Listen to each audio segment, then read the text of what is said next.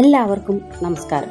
ലളിതാ സഹസ്രനാമം ശ്ലോകം 40. തടില്ലതാ സമരുചി ഷഡ്ചക്രോപരി സംസ്ഥിത മഹാശക്തി കുണ്ടലിനി വിസതന്തു തനീയസി.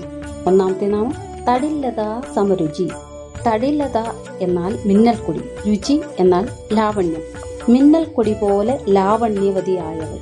മിന്നൽ പിണറിന്റെ കാന്തി നേരിട്ട് താങ്ങാൻ നമ്മുടെ കണ്ണിന് ശക്തി പോരാ.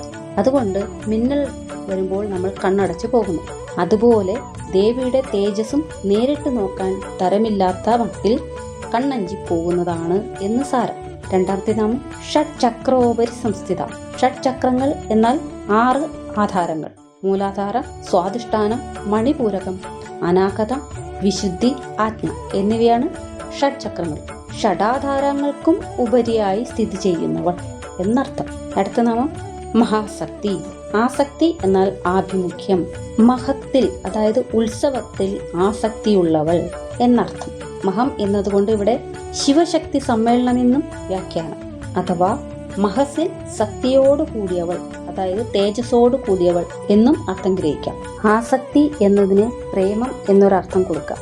അങ്ങനെയാണെങ്കിൽ സർവ്വവ്യാപകമായ പ്രേമത്തോടു കൂടിയവൾ. ശത്രുവിനോടും മിത്രുവിനോടും ദുഷ്ടനോടും ശിഷ്ടനോടും ദേവിക്കുള്ള സ്നേഹം ഒരേപോലെയെന്ന് ഇവിടെ മനസ്സിലാക്കാം. അടുത്ത നാമം കുണ്ടലിനി. കുണ്ടലാകൃതിയിൽ വർത്തിക്കുന്നവൾ എന്നർത്ഥം. കുണ്ടലിനിയുടെ സ്വഭാവവും സ്ഥാനവും മുൻപ് പറഞ്ഞിട്ടുള്ളതാണ്.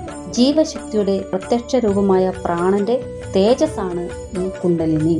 മൂലാധാരത്തിൽ സ്ഥിതി ചെയ്യുന്ന കുണ്ടലിനി ശക്തിയെ ഉണർത്തി സൂര്യകുണ്ടലിനിയോട് യോജിപ്പിച്ച് ചന്ദ്രമണ്ഡലത്തിലെത്തി ശിവശക്തി സംയോഗത്താൽ അമൃതധാര ചൊരിഞ്ഞ് 72,000 നാഡികളെയും കുളിർപ്പിച്ച് യോഗി പരിനിവൃത്തനായിത്തീരുന്നു എന്ന് ശുഖസംഹിതയിൽ പറയുന്നു. കുണ്ടലിനി ശൃംഗാടക സ്വരൂപിണിയാണെന്ന് ദേവീപുരാണം പറയുന്നു. ശൃംഗാടകം എന്നാൽ മുക്കോൺ. ഇച്ഛാശക്തി, ജ്ഞാനശക്തി, ക്രിയാശക്തി ഇവയാണ് ആ 3 കോൺ.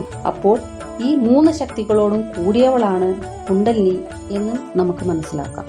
അടുത്ത നാമം വിസതന്തു തനീയസി. താമര നൂല് പോലെ മൃദുലവും ലോലവുമായവൾ, അതായത് സൂക്ഷ്മ സ്വരൂപം.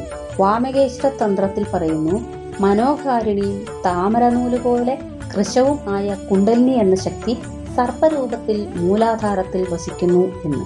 നെല്ലിന്റെ നാമ്പ് പോലെ നേർത്തതും കുങ്കുമ നിറമുള്ളതും പ്രകാശമാനവും പരമാണു സദൃശവും എന്ന് കുണ്ടലിനിയെ പറ്റി തൈത്തിരീയ ഉപനിഷത്തിലും പറയുന്നുണ്ട്.